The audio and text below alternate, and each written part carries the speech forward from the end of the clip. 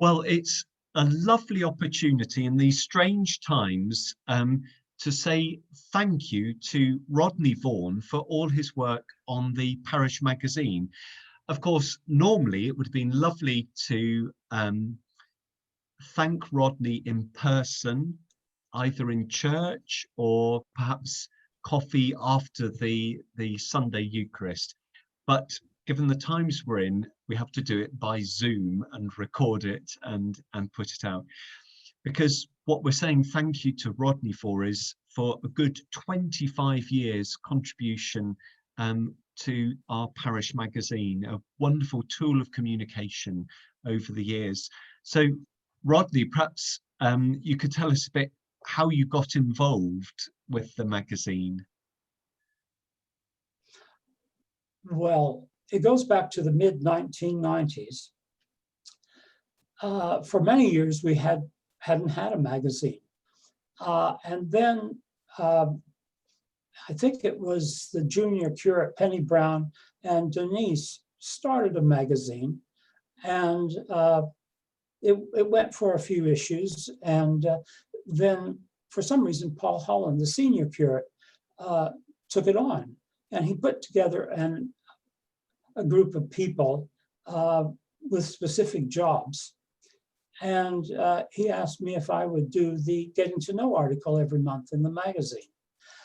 And so that's it. And then over the years, I was the most senior person left. Everybody else was. And I ended up sort of being responsible for it. And it's more out of default than anything else. But I was the one who sort of recruited people to help with it, take up the slack when we needed to. So really, it was about that simple. Yeah. And Rodney, what would you say was the most sort of notable article, for good or bad reasons, or some of the topics covered? Well, now that's interesting, because it was when we started, we had, well, for instance, we had one couple in the parish who enjoyed eating out. And so we had restaurant reviews in Croydon every month. My daughters enjoy going to the movies, so she would review movies. So we had, in a way, to the magazine, not to have these rather light, interesting articles. However, people have said that the most read article is probably the Getting to Know article. People are a bit curious about other people. And in fact, I hate to almost admit it, but when I was doing it, it was, if there's somebody that you're really quite interested in or curious about, I could ask them to do a Getting to Know article and you can go visit them in their house. Yeah. Sort of Snoopy thing. Anyway, but it's been quite fun getting to know people. I didn't like writing up the articles, but I enjoyed going out and meeting people. And you meet a lot of people. Sometimes you're a bit surprised at the sort of things they tell you. Yeah, yes.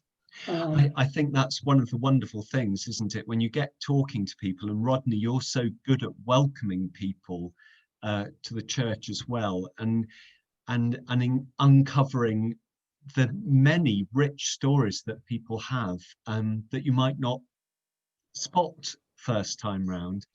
And in churches like ours, like all churches, I guess, people can be quite anonymous unless they're in a certain group. And so that article really opens that up. I suppose the other thing to reflect is that in the mid-1990s, we're talking pre-internet, pre-social media, and so I think a lot of churches are exploring how they do parish magazines. Do they remain in the printed form? Do they go online? And of course, that's what we've had to live with during the pandemic. I wonder if you've got any thoughts about wider communication within churches. Well, the magazine is all about communication.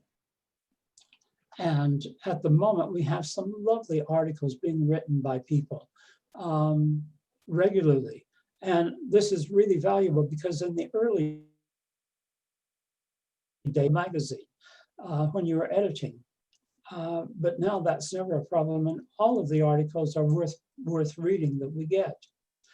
One little funny thing is when we were, I've been writing the getting to know articles, but we didn't have pictures of anybody.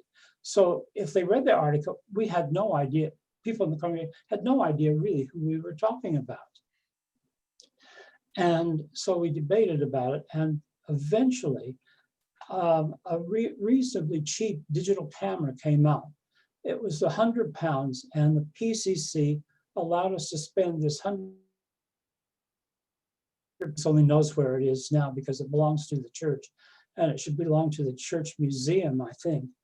But this little camera, well, it did work, but there was no viewfinder on it. So you would snap a picture, but you couldn't see what you snapped until you actually connected it to your computer and downloaded it. So there was nothing on there. So, but anyway, we managed to get by with this for a long time, and things improved. But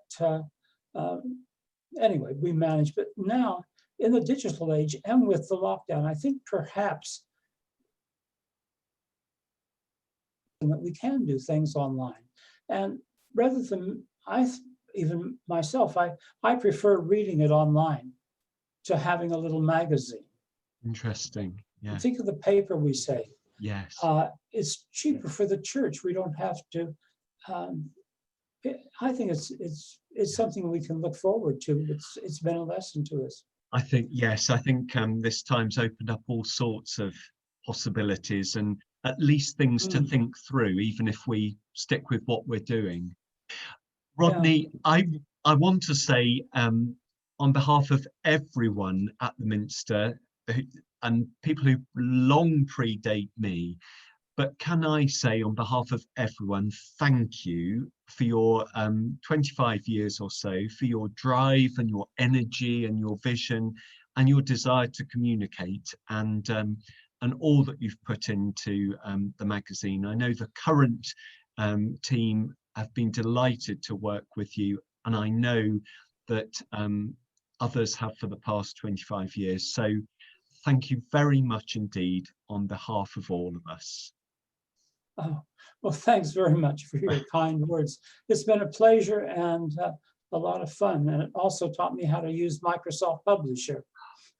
Ah, you could teach me that because I've got no idea about that one. Although I'm glad to say in Liz Watkins, we have someone who knows what she's doing when it comes to publishing. Exactly. Yeah, she's very good. Rodney, thank you very much, and thank you for going through the ordeal of a Zoom interview. I'm a little bit embarrassed because I see our ironing board in the background. Oh dear, that's the problem with Zoom, and I'm on an artificial background anyway. But it's very much better than mine. Rodney, thank you very much. Thank you.